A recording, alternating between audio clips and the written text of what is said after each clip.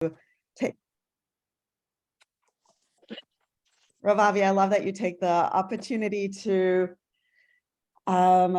share not only your wisdom but really your legacy and sharing with us what has been so much part of your rabbinate and modeling for all of your Talmidim and Talmidot, what showing up and being in the rabbinate is all about. And over the 20 years that I've been serving at the Hebrew Institute, have just learned from watching how to cross bridges, how to engage with others. And so just really as a introduction, I had the honor for many years of helping to coordinate our Martin Luther King Jr. Day at Riverdale, in which we had a partnership with a church in the Bronx, and Reverend Rajan Hambrick, who brought their choir to sing with us, for us, and to celebrate and commemorate Dr. Martin Luther King's memory. And I was just thinking, as you know, this talk is about the impact Dr. King had on the Jewish community. I think also Dr. King, through his speeches, his many talks, has talked about how the community had an impact on him. Of course, he references Moses in many of his speeches, you know, specifically talking about let my people go, and how that resonated for him. And I think that if we like broke down and looked at Psukim, we would see that there are many similarities between Moshe and Dr. King. But what one of my more favorite or interesting pieces from one of Dr. King's talk is from I've Been to the Mountaintops, where he references the Jewish slaves in general, not specifically to Moses, to Moshe. And he says, in his words, we've got to stay together and maintain unity. You know, whenever Pharaoh wanted to prolong the period of slavery in Egypt, he had a favorite formula for doing it. What was that? He kept the slaves fighting among themselves. And whenever the slaves get together, something happens in Pharaoh's court, and he cannot hold the slaves in slavery. When the slaves get together, that's the beginning of getting out of slavery. Now let us maintain unity. And when I was thinking about this image of maintaining unity amongst the slaves, it occurred to me that actually the first progenitors of civil disobedience, of maybe trying to maintain unity amongst the slaves, which ultimately led to the Exodus, were none other than the Milyodot, the Shifra and Pua, the women who refused Paro's immoral order of killing babies, of killing the boys, and spoke truth to power, to use one of Rav Avi's phrases. And I think that it's about them that it's said that the United Nations devised their laws of their Declaration of Human Rights. Because Shifra and Pua refused to obey Paro, they redefined the moral imagination of the world. And so I think that there's much that Dr. King brought into his thinking and ideas about unity and about equity and equality and striving for equality. And in the same vein, there's much for us to gain and learn by continuing to keep his legacy alive, of thinking about how we can maintain unity, because in unity is strength. And when there are moments, appropriate moments of civil disobedience, which leads, of course, to redefining the moral imagination of the world, much like Shifra and Pua did. So with that introduction, Rabbi, I'm so grateful that you are sharing your thoughts with us. There's no one better who represents civil disobedience, unity, and the moral imagination of doing what is right for this world than you. So thank you so much for being here this morning with us. Thank you so much, Sarah. And thank you for the opportunity, Rabbi Sarah and Rabbi Jeff, to speak with the Chevra, who I don't view as my students as much as my teachers, taking us into the next generation. I have deep memories of those days with Brother Roger of the Green Pasture Church. And we used to sing together, Rabbi Sarah, Rabbi Jeff. Lean on me when you're not strong, and I'll be your friend. I'll help you carry on, for it won't be long when I'm gonna need somebody to lean on. You just call on me, brother, when you need a hand. We all need somebody to lean on. I just might have a problem that you'll understand. We all need somebody to lean on. Those were wonderful days. I remember when I met Brother Roger, it was when the police, who had tragically put 41 bullets into Amadou Diallo when their trial was coming to a conclusion, and the Bronx Borough president was concerned that the verdict would be too soft and protests and violence could surface in the Bronx. So he asked the Bronx clergy to gather. And so there we were together. And all of the pastors spoke, a couple of rabbis. And I was the last to speak. What do you say after 25 pastors speak? And so we sang a little bit of Shlomo, because of my brothers and friends, because of my sisters and friends. And Brother Roger came up and said he has a choir and he loved that song. And we became close, very, very close friends. And I want to encourage you, if you have a chance, to Google Green Pastures Choir, singing at the Hebrew Institute of Riverdale. Brother Roger and the choir learned many, many a Hebrew song. The time has come. The time has come. In my world of activism, I have many regrets. My deepest regret, one of my deepest regrets, is that I never marched with Dr. King. Never did so. In fact, there were very few Orthodox clergy, with the exception of people of such greatness as Yedid Nafshi, Rabbi Saul Berman, God bless him, who marched in Selma and was arrested, but never marched with Dr. King. Deeply regret. Still, he impacted on my life in a powerful way. And so what I'd like to do is talk about Dr. King's influence on Jewish activism, what can be called spiritual activism, and speak about specifically 3 ways in which he influenced our community. The first is he taught what I would consider a major principle of spiritual activism.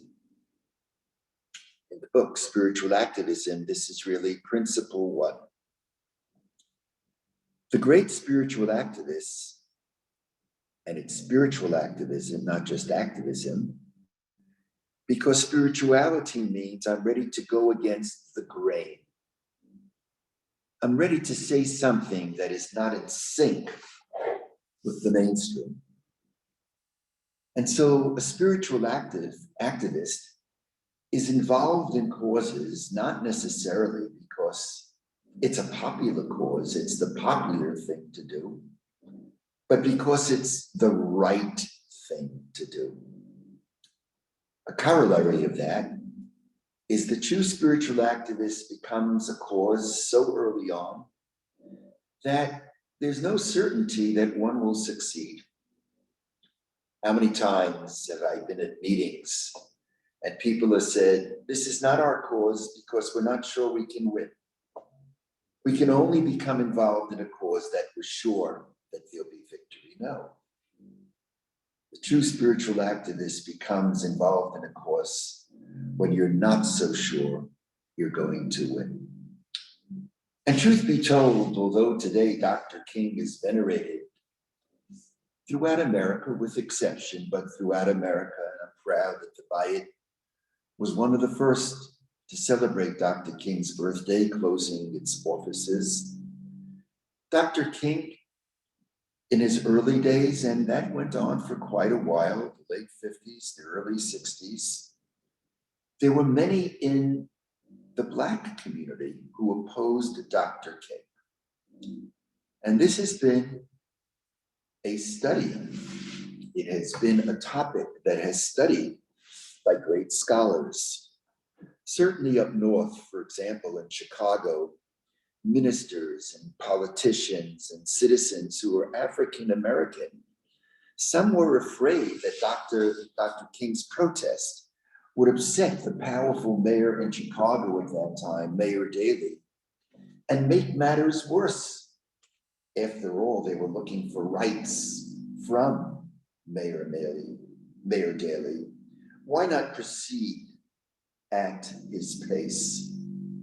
And even down south, this is not well known, his legendary letters from a Birmingham jail, which he wrote to 8 clergy leaders whom he names. I have read studies that indicate that while primarily Dr. King's brilliant letters were to these 8 white clergymen, he may have, and here I'm quoting from some of these studies, subconsciously referenced Black pastors. And so when he started out, he was a troublemaker, not only in the white community, but in parts of the Black community. He was an ocher, what Achav called Eliyahu. Here comes Eliyahu, the troublemaker, the ocher Yisrael. And so, dear Chevra, if someone in your rabbinate calls you an ocher Yisrael, take it like a badge of honor. But still, Dr. King persisted. Why? Because the test of the spiritual activist is you speak out, not because it's necessarily the popular thing to do, but it's the right thing to do. Was in last week's Parsha, when Moshe, after he convinces the Zakanim, the Torah says, "Ve'achar ba'u Moshe ve'Aaron."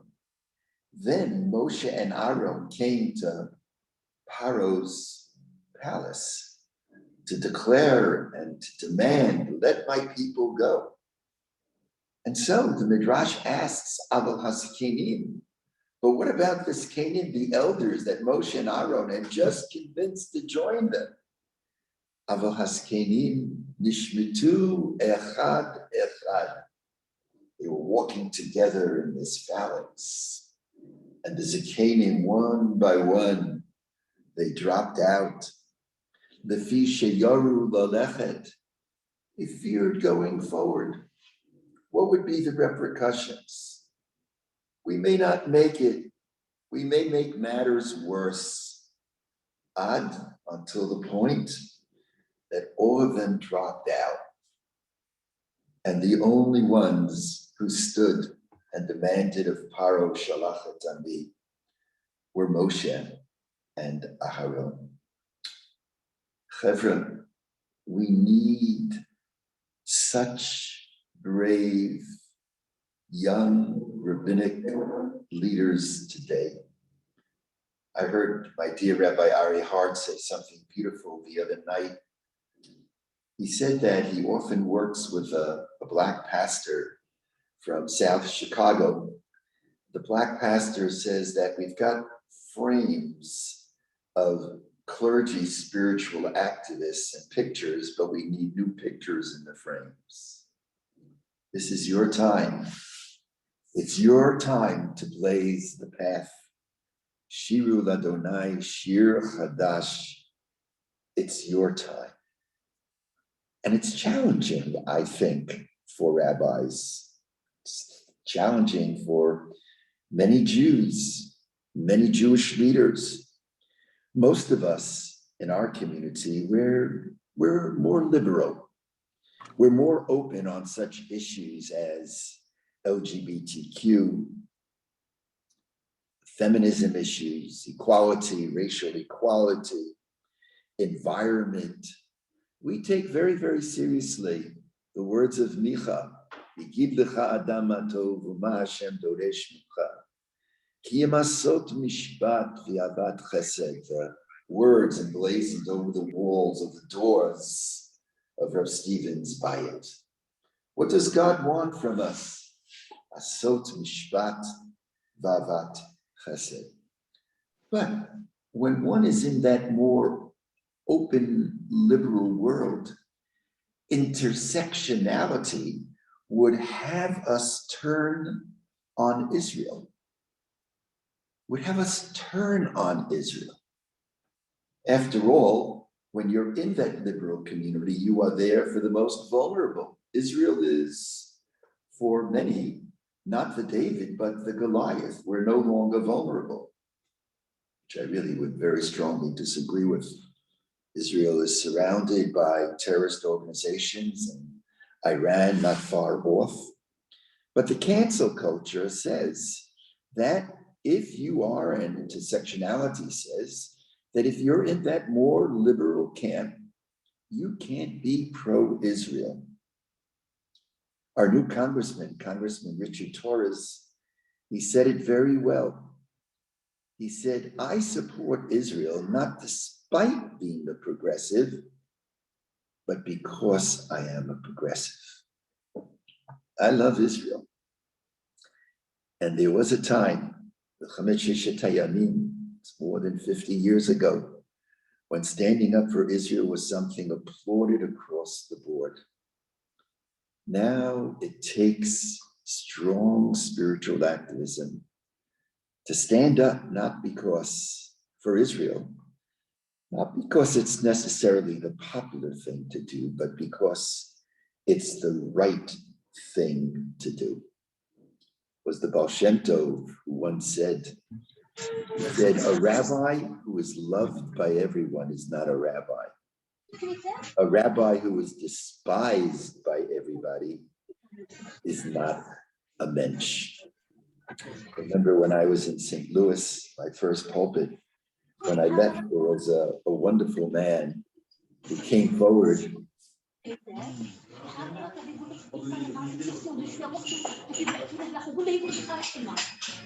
Maybe we can put everybody on mute. And he came forward, and at a going away party, he said to me, "Rabbi, I want to bless you. You should have many, many enemies." I said, "Saul," it was Saul Mirowitz, a blessed memory, "you're my friend. You're blessing me with enemies." He said, "I mean it as a blessing. If in your rabbinate you're loved by all, something's wrong. You know you're making a difference when not everyone loves you, when you've got so many enemies."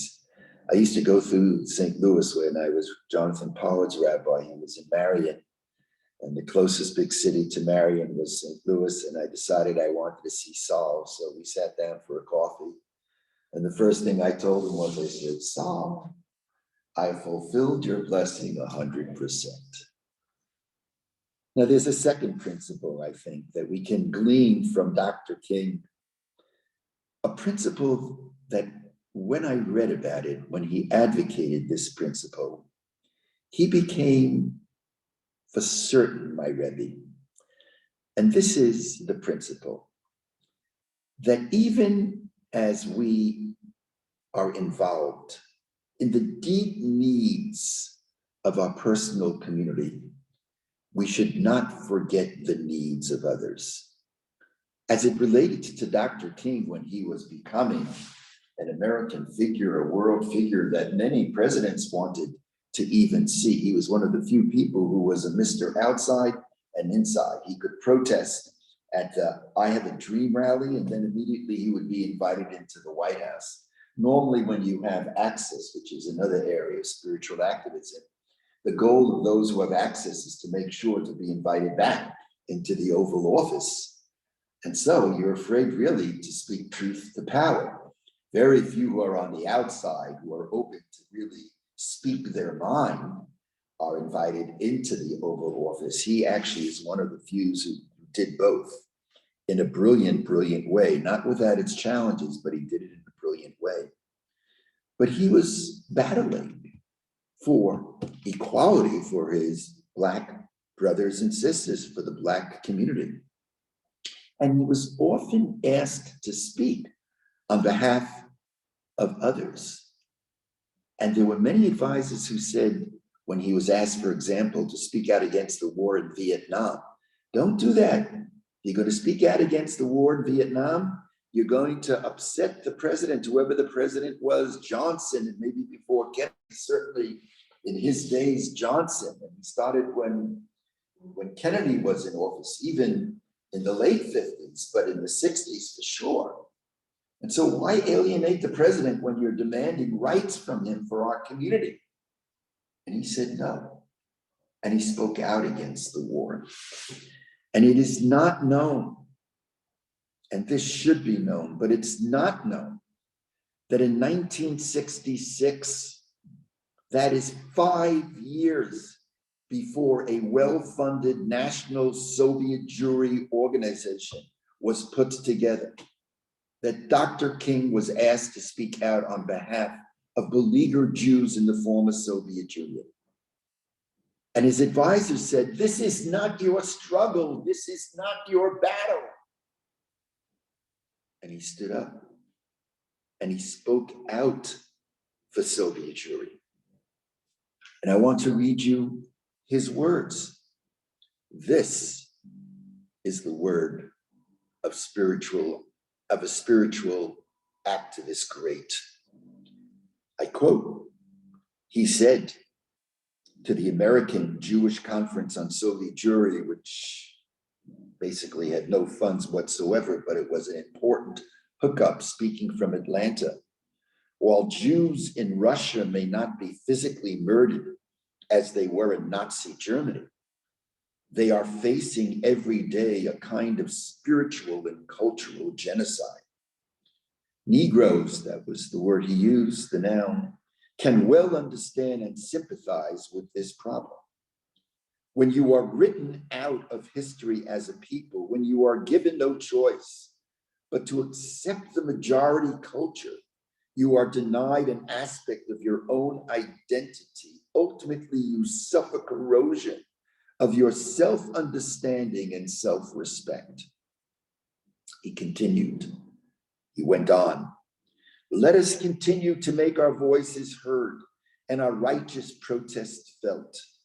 We cannot sit complacently by the wayside while our Jewish brothers in the Soviet Union face the possible extinction of their cultural and spiritual life. As I read this, I have tears in my eyes.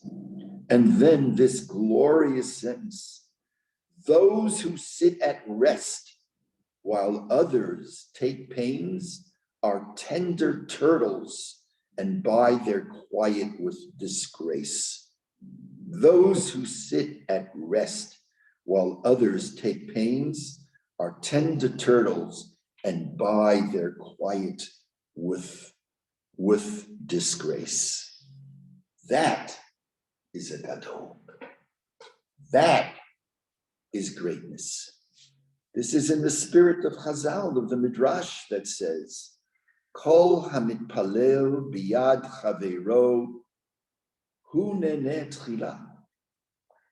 We think that the more we speak out for others, the less we have. No, no, no.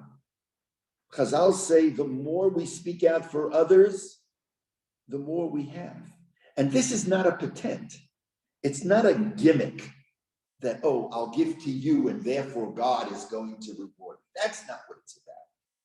But it's a Viktor Frankl concept that ultimately what drives the human being is we seek meaning in life. We're searching for meaning. And perhaps one can add to what Frankl says, that the greatest meaning comes from giving to the other who may be separate from the self. Because in the act of giving to the other, one is lifted, one is answered, one's spirituality, one's emotional sensitivity, psychologically, one is lifted. And so I'm very proud.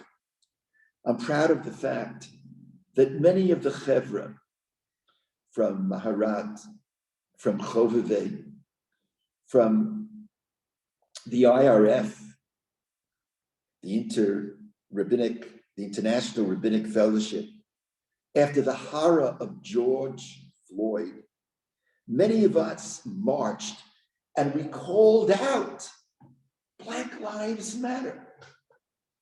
We stepped out of our Daled Amot and we looked at those outside of the Daled Amot. Now, I'm not.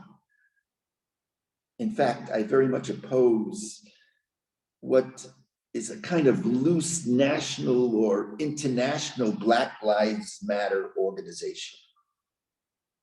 That loosely connected organization and its founders are very problematic. They're clearly anti-Israel and I would say anti-Semitic. But that is to be distinguished from marching with what became a movement of the grassroots of our Black brothers and sisters who called out, Black Lives Matter. It was very similar to the Never Again slogan. I broke from Rabbi Kahana, who introduced that slogan in a very different way. In the end, I would never march with them. But the slogan, Never Again, is something that is adopted by the Jewish community above the board. And so Black Lives Matter. And to those who said, but how could you march with Black Lives Matter when in fact all lives matter? My response would be, at a time when our Black sisters and brothers felt that they were on the defensive, when they felt threatened after George Floyd and other horrors, they stood up and said, we count, Black Lives Matter. Let's focus on our rights. And so we had a responsibility to be in those marches. And right here in Riverdale, the Bayit organized demonstrations. Rav Stephen and others joined by Rav Jeff and Rabbi Sarah. Black Lives Matter. Almost every day, there was an expression of solidarity and support. That's the second principle that Dr. King taught. That even as one is immersed in one's own community, to remember what Hillel said, Uchshani le'atzmi ma'ani, if I'm only for myself, what am I worth? Not everyone was true to that. Take the great Nelson Mandela. Does it get greater than Nelson Mandela? And so he was asked to speak out against terrorist leaders like Gaddafi of Libya or like Castro of Cuba. Not only did he refuse to do so, he supported Gaddafi. He supported Castro. That was a sad part of his legacy, as great as he was. And so when Mandela in the early 90s came to New York, he was seated at ticker tape parade, and the Jewish community was in the front of the march. I, with deep pain, felt I had to be out there with others saying that Mandela is a very great man. But when you support Gaddafi and Castro and Arafat, this is before Oslo, Arafat, a terrorist, that is bringing shame to the apartheid movement. And while Jews were in New York at the head of the ticker tape parade, when Mandela went to to Florida, right at the airport, he was met by many, many protesters who had emigrated to the United States from Cuba. And the Miami City Council refused to see him because there were many, many Cubans in that community council or politicians who represented Cubans who were so upset with Mandela that he was supporting Castro. So when you think of it from that perspective, King was on another level. To speak out against the war in Vietnam and to raise a voice, to call those of us who were not protesting turtles. He was giving Musa to the Jewish community. He knew that we had not yet really organized. Only the student struggle for Soviet Jewry, who would make it by selling little necklaces and bracelets for $1 a piece in those days, led by the great Jacob Birnbaum and Glenn Richter. And he gets up and Dr. King, speaks out for Soviet Jewry. And a third principle, a third Dr. King influence on our community. Of course, while speaking out for Soviet Jewry, Dr. King never forgot his own particularistic causes. Often it is the case that those who speak out for others quickly forget their own needs. Yes, Hillel says, he says, but that's preceded by if not for myself, who will be for me? And we've been commemorating and celebrating the legacy of Dr. Heschel, the 50th anniversary of his death, who developed a close relationship with Dr. King. We all know that iconic picture of Dr. King marching with Dr. Heschel back in, I believe it was 1962. Abram Heschel lived the message of caring for Am Yisrael while marching in Selma. But as he marched in Selma, he didn't forget his own needs. And I would argue that when we think about Dr. Heschel, we think about his soulful theology that touched my life in such a deep way. His Sabbath, where he speaks about how we, Am Yisrael, through the Shabbat, we develop not empires in space, but empires in time. His classic sentence for to have more does not mean to be more. For 6 days, we're in the world of being on Shabbat, on having.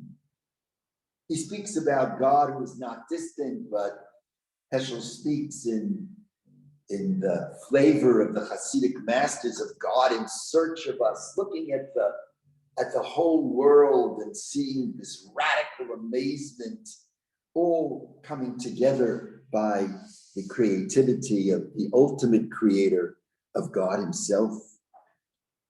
Heschel was a soulful, theological, scholar Rebbe genius.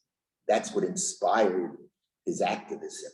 Very different than, if I may say, ADL type activism, which is always reactive. Dr. Heschel's activism was steeped in Jewish learning, and it was reactive in that we were demanding rights for our Black brothers and sisters, but it was coming, as King came from a deep, proactive biblical tradition. But like King, Heschel never forgot the Jewish community's needs.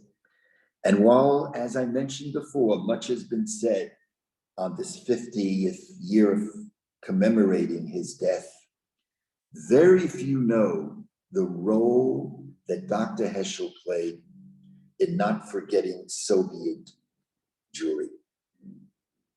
And he, together with Elie Wiesel, whose book, The Jews of Silence, where he was speaking, he went to the Soviet Union and he saw the Soviet Jews were silent, but then he concluded that the real Jews of silence were not the Jews in the Soviet Union, but the Jews in America who weren't doing enough.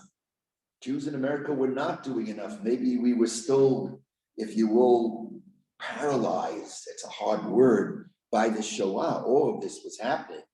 It wasn't 20 years after the Shoah when the flicker, when we started to really, when Yaakov Birnbaum in 1964, that it wasn't 20 years after the Shoah. It's like we were still in Shiva for 6 million.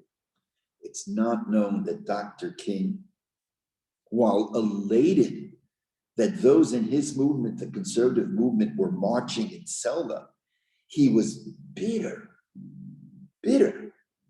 that those in his community were not doing the same for Soviet Jewry.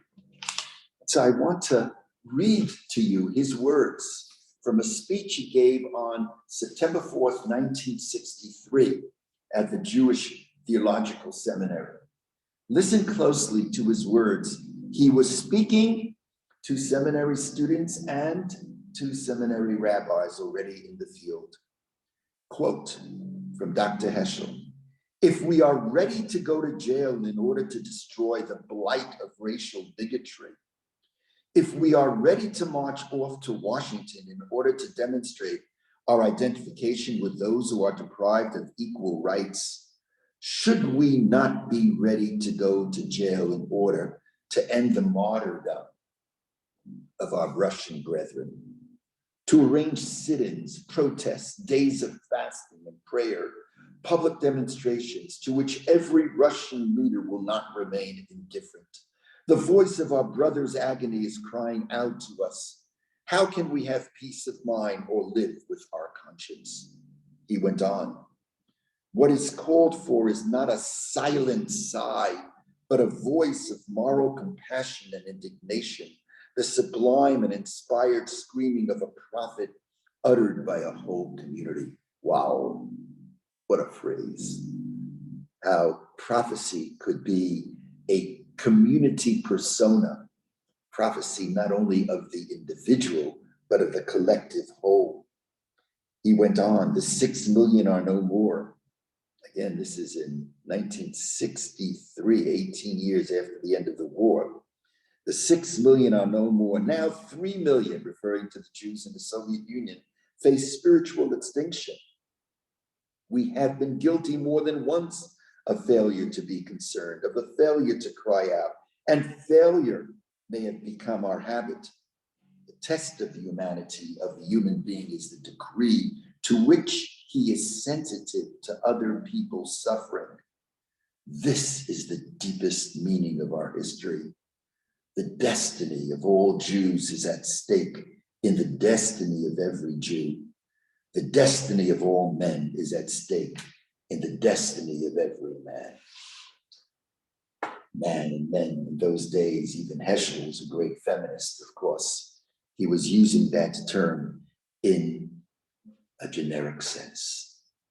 Here, Dr. King and Dr. Heschel, not forgetting, even as they spoke out for others of their own community's needs, they were expressing another principle of spiritual activism. And this is the principle that, dear Chevra, I ask you to consider, that when speaking out and raising a voice of moral conscience, of Jewish conscience, I ask of you to consider the following: never to do less for ourselves than we do for others. Never to do less for ourselves than we do for others. On some level, it's easier to speak out universally. When one speaks out universally, it quite often brings acclaim. That's not to say that it's always that way. There were Jews who were murdered in the civil rights movement when they were speaking out for others. But in general, I believe this is correct. When we speak for others, which is the noble thing to do, the right thing to do, Torah thing to do, the Asot Mishpat Ve'avat Chesed thing to do. That's wonderful. But we should not forget our own needs and not do less for ourselves. Speaking for ourselves, truth be told, is sometimes quite difficult. Because when we speak for ourselves, there is, I think it's part of our history. It touches upon sensitivities and concerns that we've had all through the years, all through the millennia. When you speak out for yourself, it kind of invites greater attention. And I think there's the subconscious fear that we're becoming too particularistic in the eyes of the larger community.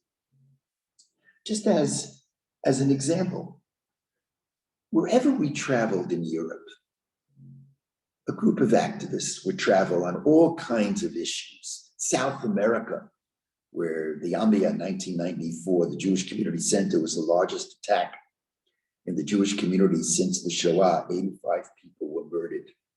When we traveled throughout Europe and we, together with the great Beata Klarsfeld, we were speaking out against Kurt Waldheim, who had become the president of Austria, and we were concerned if a past Nazi becomes president, is this going to legitimize past Nazis that they could do the same with impunity? Wherever we went, in Turkey, wherever we went, the local Jewish community came up to us and said, and I hear, they said, please go home. You're making it worse. And yes, on some level, it's much easier for somebody to come in with an American passport and protest in Europe and South America. They, of course, had to remain. So I don't mean to say anything chas v'shalom bad about them. But that's the psyche. And it's the psyche, I think, that's deep, even here in America. That when we demand for ourselves, somehow we're making it worse. We would always say when we marched and we were told that we're inspiring greater anti-Semitism, our reaction was anti-Semites inspired greater anti-Semitism, not those who fight against anti-Semitism. The more we speak out, not the more we're rendered vulnerable, but the more we're protected. And Chevra, today, in communities around America, and it's especially true in New York, in Williamsburg, in Borough Park, in Midwood, Jews, every week, there are anti-Semitic attacks. Jews feel under attack. Are we able to go against the grain? Are we as future rabbis able to say, even as we march with Black Lives Matter, are we able to say, Jews count too? Jews count too. Israel counts too. Israel counts too. Now I know I've said many things, and there may be matters that I mentioned that you're comfortable with, other stuff you're not comfortable with. But this last point is really going against the grain. Can we remember that principle of Dr. King and Dr. Heschel? I cry that very few remember the role that Dr. Heschel played in the Soviet Jewry. It was a critical role. At the beginning of the Soviet Jewry movement, Orthodox rabbis who were much more particularistic were in the head of the rabbinic community protesting for Soviet Jewry. The conservative and the reform, those outside, were certainly the leaders in the universalistic community. We in the Orthodox community had to learn the powerful prophetic message of our conservative and reform colleagues. And it took time for them to understand. And indeed, they did understand, because the conservative and reform movement played a lasting role in the Soviet Jewry movement. That too is their responsibility. 3 principles of Dr. King. Let me summarize One, speak out, chevra, not because it's popular necessarily, but because it's the right thing to do. You know, I've just passed 50 years since coming to Riverdale. We were not a very popular cause when we started in the boiler room of the Whitehall building, the boiler room of the Whitehall building. And when Chovevei started, when Marat and Sarah was ordained, it was not very popular. It was not very popular. I have memories of the great Rav Yitzhak Blue Greenberg knocking on my door in Riverdale at 6:30 in the morning, just concerned that there was such an avalanche of protest, of excommunication. And the memories are painful, but speak out because it's right, even if it's not popular. Two, as immersed as one must be in one's own causes, we dare not forget the needs of others and be uncompromising in speaking truth to power. In that spirit, I don't mean to say anything bad. I know Israel has all kinds of concerns, but I wish Israel would be doing and speaking out more on the Ukraine and doing more. In the end, what I have learned, we lose out. We lose out if we don't. Yes. And thirdly, most important, never forgetting to do no less for ourselves than we do for others. Yes, but it's preceded in aim ani li. Yeah, I repeat. Sometimes it's harder to speak out for ourselves because it brings too much attention to our community than for others. I remember the Yankel Rosenbaum days. It's probably before many of you were born. Wow, was the Jewish community slow in speaking out. Even in our rallies against anti-Semitism today, very few rallies have a slogan that says, fighting anti-Jewish hatred, fighting anti-Semitism. No, it's under a more generic headline. We're afraid to focus on anti-Semitism. But if there are Jews, many Jews who feel under attack, like our Black brothers when they felt under attack, we have to declare Jewish lives matter. Jews count too. And so in honor of Dr. King, we would sing, when Israel was in Egypt land, let my people go. Oppressed so hard they could not stand. Let my people go. Go down, Moses, way down in Egypt land. Tell old Pharaoh to let my people go. Dr. King, at that dream speech, was droning on. And the story is that behind him, there was a voice recognizing he was droning on that said, Martin, tell them about the dream. And he spoke from the heart and he was flying. I have a dream. And yes, like Moshe of old, tell old Pharaoh